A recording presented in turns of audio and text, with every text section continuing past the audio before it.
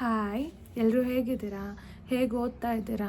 Sunday exam ಇದೆ ಅಲ್ವಾ? So ಒಂದು ಕ್ವಿಕ್ಕಾಗಿ ಲಾಸ್ಟ್ ಮಿನಿಟ್ ಸ್ಟ್ರಾಟರ್ಜಿ, ಲಾಸ್ಟ್ ಮಿನಿಟಲ್ಲಿ ಏನು ಮಾಡಬೇಕು ಏನು ಮಾಡಬಾರ್ದು ಅನ್ನೋದೊಂದು ಕ್ವಿಕ್ಕಾಗಿ ಹೇಳಿ ಮುಗಿಸ್ತೀನಿ.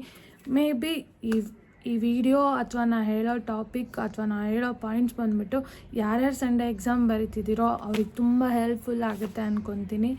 ಸೊ ಅದಕ್ಕೋಸ್ಕರ ನಾನು ಈ ವಿಡಿಯೋ ಮಾಡ್ತಿದ್ದೀನಿ, ಸರಿನಾ? ಫಸ್ಟ್ ಬಂದುಬಿಟ್ಟು ಡೋಂಟ್ ಸ್ಟಡಿ ನ್ಯೂ ಟಾಪಿಕ್ಸ್. ಯಾವುದೇ ಥರ ಹೊಸ ಟಾಪಿಕ್ಸ್ಗಳನ್ನ ಓದೋಕ್ಕಂತೂ ಹೋಗಲೇಬೇಡಿ.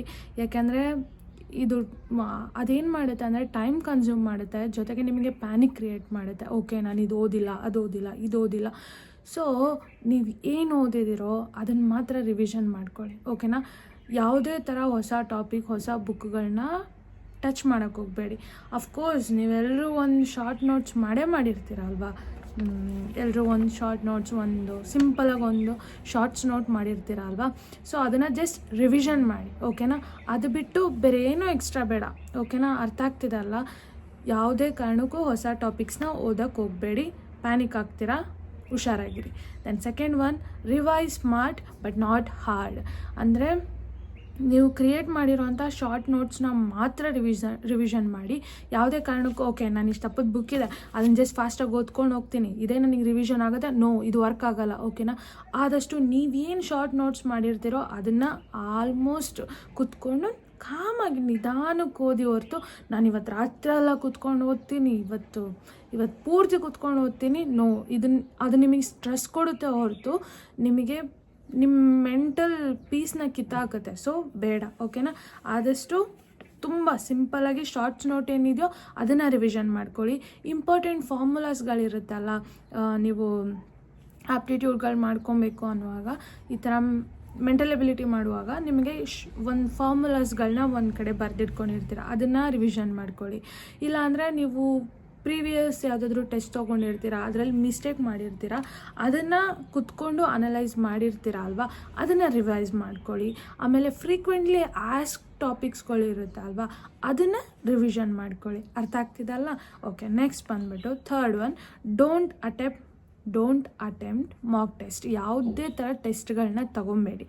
ಯಾಕೆಂದರೆ ಅದು ನಿಮಗೆ ಒಂದು ವೇಳೆ ನೀವು ಅದರಲ್ಲಿ ನೆಗೆಟಿವ್ ಜಾಸ್ತಿ ಆಯಿತು, ಇಲ್ಲ ತುಂಬ ಕ್ವಶನ್ಸ್ಗಳು ರಾಂಗ್ ಮಾಡಿದೆ ಅಂದರೆ ಅದು ನಿಮ್ಮನ್ನು ಡಿಮೋಟಿವೇಟ್ ಮಾಡುತ್ತೆ. ಹಂಗಂತ ನೀವು ಲಾಸ್ಟ್ ಮಿನಿಟಲ್ಲಿ ಸಾಲ್ವ್ ಮಾಡ್ತಿಲ್ಲ ಅಂತಲ್ಲ, ಒಂದು ವೇಳೆ ಆ ಪೇಪರ್ ನಿಮಗೆ KA ಥರ ಮ್ಯಾಚ್ ಆಗ್ದಲೇ ಇದ್ದು, ಅಥವಾ ಆ ಕ್ವಶನ್ಸ್ಗಳು ಹಾರ್ಡ್ ಲೆವೆಲ್ ಜಾಸ್ತಿ ಇದ್ದು, ಇಲ್ಲ ನೀವು ಪ್ಯಾನಿಕ್ಕಾಗಿ ಅಟೆಂಪ್ಟ್ ಮಾಡುವಾಗ ನಿಮಗೆ ಆಲ್ಮೋಸ್ಟ್ ಅದನ್ನು ತೊಗೊಂಡೋಗಿ ಡಿಮೋಟಿವೇಟೆಡ್ ಪ್ಲೇಸಲ್ಲಿ ನಿಲ್ಲಿಸುತ್ತೆ. ಸೊ ಯಾವುದೇ ಕಾರಣಕ್ಕೂ ಲಾಸ್ಟ್ ಮಿನಿಟಲ್ಲಿ ಟೆಸ್ಟ್ಗಳನ್ನ ಅಟೆಂಪ್ಟ್ ಮಾಡಬೇಡಿ. ಬಟ್ ನೀವು ಯಾರಾದರೂ ಕ್ವಶನ್ ಸಾಲ್ವ್ ಮಾಡ್ತಿರ್ತೀರಲ್ವ, ಯೂಟ್ಯೂಬಲ್ಲಿ ಯಾರಾದರೂ ಸಾಲ್ವ್ ಮಾಡ್ತಿರ್ತಾರೆ, ಇಲ್ಲಾಂದರೆ ಆಲ್ರೆಡಿ ಸಾಲ್ವ್ ಮಾಡಿರೋವಂಥ ಪೇಪರ್ ಸಿಕ್ಕಿದ್ರೆ ಓದ್ಕೊಳ್ಳಿ, ತಪ್ಪೇನಿಲ್ಲ. ಬಟ್ ನೀವು ಅಟೆಂಪ್ಟ್ ಮಾಡೋಕ್ಕೆ ಹೋಗಬೇಡಿ, ಓಕೆನಾ?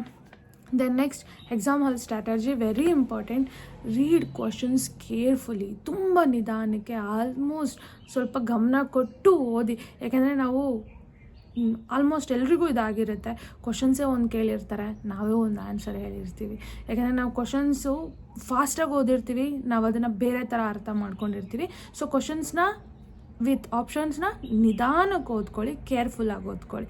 ದೆನ್ ನೆಕ್ಸ್ಟು, ಹೇಗೆ ಅಟೆಂಪ್ಟ್ ಮಾಡಬೇಕು? 3 ರೌಂಡ್ಸಲ್ಲಿ ಅಟೆಂಪ್ಟ್ ಮಾಡಿ ಒಂದು ಪೇಪರ್ನ. ಫಸ್ಟ್ ರೌಂಡಲ್ಲಿ ಈಸಿ ಕ್ವಶನ್ಸ್ನ ಅಟೆಂಪ್ಟ್ ಮಾಡಿ, ಸೆಕೆಂಡಲ್ಲಿ ಮೀಡಿಯಮ್ ಕ್ವಶನ್ಸ್ಗಳನ್ನ ಅಟೆಂಪ್ಟ್ ಮಾಡಿ, ಥರ್ಡ್ ರೌಂಡಲ್ಲಿ ನಿಮಗೆ ಟಫ್ ಅಥವಾ ಟೈಮ್ ಕನ್ಸ್ಯೂಮ್ಸ್ ಕ್ವಶನ್ಸ್ಗಳಂತಿರುತ್ತಲ್ಲ ಅದನ್ನು ಸಾಲ್ವ್ ಮಾಡಿ, ಓಕೆನಾ? ಮೇ ಬಿ ಈ ಸ್ಟ್ರಾಟಜಿಗಳು ನಿಮಗೆ ಬೇರೆ ಬೇರೆ ಥರ ಇರ್ಬೋದು, ಬಟ್ ನಾನು ಇದನ್ನು ಹೀಗೆ ಮಾಡಬೇಕು ಅಂತ ನಾನು ಹೇಳಲ್ಲ. ಹೀಗೆ ನನಗೆ ವರ್ಕ್ ಆಗಿದೆ, ನಿಮಗೂ ವರ್ಕ್ ಆಗ್ಬೋದು. ಅಥವಾ ನಿಮಗೆ ಅಂತ ಒಂದು ಸ್ಟ್ರಾಟಜಿ ಇರುತ್ತಲ್ವ, ಅದನ್ನು ನೀವು ಕೂಡ ಫಾಲೋ ಮಾಡ್ಬೋದು, ಓಕೆನಾ? Next, time management trick, very very important. ಯಾವುದಾದ್ರೂ ಒಂದು ಕ್ವಶನಲ್ಲಿ ಸ್ಟಕ್ ಆಗಿದ್ದೀರಾ ಅಂದರೆ ಮೋರ್ ದ್ಯಾನ್ 1 ಮಿನಿಟ್ಗಿಂತ ಅದೇ ಕ್ವಶನಲ್ಲಿ ನಿಂತಿದ್ದೀರಾ ಅಂದರೆ ಜಸ್ಟ್ ಮೂವ್ ಆನ್. ಅದನ್ನು ನಿಂತ್ಕೊಂಬೇಡಿ, ಜಸ್ಟ್ ಆ ಕ್ವಶನ್ನ ಬಿಟ್ಟು ಮಾರ್ಕ್ ಮಾಡಿಕೊಂಡು ಜಸ್ಟ್ ನೆಕ್ಸ್ಟ್ ಕ್ವಶನ್ಗೆ ಹೋಗಿ. ಲಾಸ್ಟ್ ಮಿನಿಟಲ್ಲಿ ಏನಾದರೂ ಟೈಮ್ ಸಿಕ್ಕಿದ್ರೆ ಆ ಕ್ವಶನಿಗೆ ಬನ್ನಿ, ಓಕೆನಾ? ಇಲ್ಲ ಅಂದರೆ ಬೇಡ. ಅರ್ಥ ಆಗ್ತಿದೆ ಅಲ್ಲ? ಆದಷ್ಟು ಕ್ವಶನ್ಸ್ಗಳಿಗೆ ಏನು ತುಂಬ ಟೈಮ್ ಕೊಡೋಕೆ ಹೋಗಬೇಡಿ. ಯಾವುದಾದ್ರೂ ಒಂದು ಕ್ವಶನ್ ಆನ್ಸರ್ ಬರ್ತಿಲ್ಲ ಬಟ್ ನಾನು ಇದನ್ನು ಟ್ರೈ ಮಾಡೇ ಮಾಡ್ತೀನಿ, ನಿಮ್ಮ ಈಗೋನ ಅಲ್ಲಿ ತೋರ್ಸೋಕೆ ಹೋಗಲೇಬೇಡಿ. ಆಗ್ತಿಲ್ವಾ, ಟೈಮ್ ಜಾಸ್ತಿ ಹಿಡಿತಿದ್ಯಾ, ಜಸ್ಟ್ ಮೂವ್ ಆನ್. ನೆಕ್ಸ್ಟ್ ಕ್ವಶನ್ಗೆ ಹೋಗಿ, ಓಕೆನಾ. ನೆಕ್ಸ್ಟು ಅಕ್ಯುರೇಸಿ ಆ್ಯಂಡ್ ಅಟೆಂಪ್ಟ್, ಓಕೆನಾ. ನೆಗೆಟಿವ್ ಮಾರ್ಕಿಂಗ್ ಇರುತ್ತೆ, ಹುಷಾರಾಗಿರಿ. ನೆಗೆಟಿವ್ ಮಾರ್ಕಿಂಗ್ ಇರೋದ್ರಿಂದ ನಿಮಗೆ ಅಕ್ಯುರೇಸಿ ಇತ್ತು ಅಟೆಂಪ್ಟ್ ಮಾಡಿ, ಓಕೆನಾ. ಅಕ್ಯುರೇಸಿ ಇದೆ, ಇಲ್ಲ ಅಂದರೆ ನೀವು ಆಪ್ಷನ್ಸ್ನ ಎಲಿಮಿನೇಟ್ ಮಾಡ್ತಿದ್ದೀರಾ, ಸೊ ದಟ್ ನಾನು ಒಂದು ಆಪ್ಷನ್ಗೆ ಬರ್ಬೋದು ಅನ್ನೋ ಒಂದು ಮೈಂಡಲ್ಲಿದ್ದರೆ ಅಟೆಂಪ್ಟ್ ಮಾಡಿ. ಇಲ್ಲ ಅಂದರೆ ಬೇಡ, ಯಾಕೆಂದರೆ ನೆಗೆಟಿವ್ ಮಾರ್ಕಿಂಗ್ ಇದೆ, ಬಂದಿರೋ ಮಾರ್ಕ್ಸು ಹೋಗೋ ಚಾನ್ಸಸ್ಗಳು ಇರುತ್ತೆ, ಓಕೆನಾ.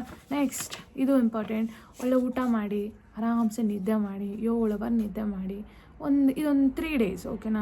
2-3 ಡೇಸ್ ಆರಾಮ್ಸೆ ನಿದ್ದೆ ಮಾಡಿ, ಒಳ್ಳೆ ಊಟ ಮಾಡಿ, ಓಕೆನಾ. ಮನೆ ಊಟ ಮಾಡಿ, ಹೊರಗಡೆ ಎಲ್ಲ ತಿನ್ನೋಕ್ಕೆಲ್ಲ ಹೋಗ್ಬೇಡಿ. ಜಂಕ್ ಫುಡ್ಸು, ಫ್ರೈಡ್ ಐಟಮ್ಸ್ಗಳೆಲ್ಲ ಏನೂ ತಿನ್ನಬೇಡಿ. ಲೈಟಾಗಿ ಆರಾಮ್ಸೆ, ಅದರಲ್ಲೂ ಮೇಯ್ನಾಗಿ ಎಕ್ಸಾಮ್ ದಿನ ಆಲ್ಮೋಸ್ಟ್ ಲೈಟಾಗಿ ತಿಂಡಿ ಮಾಡಿ, ಒಳ್ಳೆ ನಿದ್ದೆ ಮಾಡಿ, ಸೊ ದಟ್ ಆರಾಮ್ಸೆ ಎಕ್ಸಾಮ್ ಮಾಡ್ಬೋದು, ಓಕೆನಾ. ನೆಕ್ಸ್ಟು ಎಕ್ಸಾಮ್ಗೆ ಹೋಗೋದಕ್ಕಿಂತ ಮುಂಚೆ 8th one ನೀವು ಕೆಲವೊಂದು ಕ್ಯಾರಿ ದೀಸ್ ವಿತೌಟ್ ಫೇಲ್. ಯಾವುದ್ಯಾವುದು ಅಂತ ಹೇಳ್ತೀನಿ. ಅಡ್ಮಿಟ್ ಕಾರ್ಡ್, ಹುಷಾರು, ಜೋಪಾನ, ಬೇಕಿದ್ರೆ 2 ಪ್ರಿಂಟೌಟ್ ತೊಗೊಳ್ಳಿ, ಚಿಂತೆ ಇಲ್ಲ. ಯಾಕೆಂದರೆ ಅಲ್ಲೋಗಿ ಗಾಬರಿಯಾಗಿ ಓಡೋ ಅವಶ್ಯಕತೆ ಎಲ್ಲ ಇರಲ್ಲ. 2 ಪ್ರಿಂಟೌಟ್ ತೊಗೊಂಡ್ರೆ ಒಂದು ಮಿಸ್ ಆದರೂ ಒಂದು ಬ್ಯಾಗಲ್ಲಿರುತ್ತೆ, ಓಕೆನಾ. ID proof, Aadhaar card, voter ID, ನಿಮ್ದೇನಿದೆಯೋ ID ಪ್ರೂಫ್ ತೊಗೊಳ್ಳಿ. ಪೆನ್ನು ಬರೆದು ನೋಡಿ ಕರೆಕ್ಟಾಗಿ ಬರೀತಿದ್ಯಾ, ಅವ್ರು ಯಾವ ಪೆನ್ ಮೆನ್ಷನ್ ಮಾಡಿದ್ದಾರೆ ಅದೇ ಪೆನ್ನೇ ತೊಗೊಂಡೋಗಿ, ಅದು ವೆರಿ ಇಂಪಾರ್ಟೆಂಟು. ಬಾಲ್ ಪೆನ್ನೇ ಮೆನ್ಷನ್ ಮಾಡಿರ್ತಾರೆ, ಸೊ ಜೋಪಾನ. ಬ್ಲ್ಯಾಕಾ ಬ್ಲೂನ ಯಾವ್ದು ಮೆನ್ಷನ್ ಮಾಡಿದ್ದಾರೆ ನೋಡಿ, ಬೇಕಿದ್ರೆ 2 ತೊಗೊಂಡೋಗಿ. ಅಲ್ಲಿಗೋಗಿ ಬ್ಲ್ಯಾಕ್ ಇಲ್ಲ, ಬ್ಲೂ ಇಲ್ಲ, ಇದೆಲ್ಲ ಬೇಡ. ಸೊ 2 ಹಿಡ್ಕೊಂಡೋಗಿ, ಒಂದು 4-5 ಪೆನ್ ಎಕ್ಸ್ಟ್ರಾನೇ ಹಿಡ್ಕೊಂಡೋಗಿ, ಏನೂ ತಪ್ಪೇನಿಲ್ಲ, ಬ್ಯಾಗಲ್ಲಿ ಇಟ್ಕೊಂಡೋಗಿ. ದೆನ್ ಆದಷ್ಟು ನಿಮ್ಮ ಎಕ್ಸಾಮ್ ಸೆಂಟ್ರಿಗೆ ಬೇಗ ರೀಚ್ ಆಗಿ, ಓಕೆನಾ. ನೀವು ಎಷ್ಟು ಬೇಗ ರೀಚ್ ಆಗ್ತಿರೋ ಅದು ಒಳ್ಳೆಯದು, ನಿಮಗೂ ಸೇಫ್ ಕೂಡ ಅದು, ಓಕೆನಾ. ದೆನ್ ಮೆಂಟಲ್ ಗೇಮ್, ಎಕ್ಸಾಮ್ ಪೂರ್ತಿ ಡಿಪೆಂಡ್ ಆಗಿರುತ್ತೆ ಮೆಂಟಲ್ ಗೇಮ್ ಮೇಲೆ. ಏನು, ನೀವು ಎಕ್ಸಾಮ್ ಸೆಂಟ್ರಿಗೆ ಹೋದಾಗ ದಯವಿಟ್ಟು ಸಿಲೆಬಸ್ ಆಗಲಿ ಟಾಪಿಕ್ಸ್ಗಳಾಗಲಿ ಯಾರ ಜೊತೆನೂ ಡಿಸ್ಕಸ್ ಮಾಡಬೇಡಿ. ಇದೇನು ಮಾಡುತ್ತೆ ಅಂದರೆ ನಿಮ್ಮ ಪೀಸ್ನ ಹಾಳು ಮಾಡುತ್ತೆ.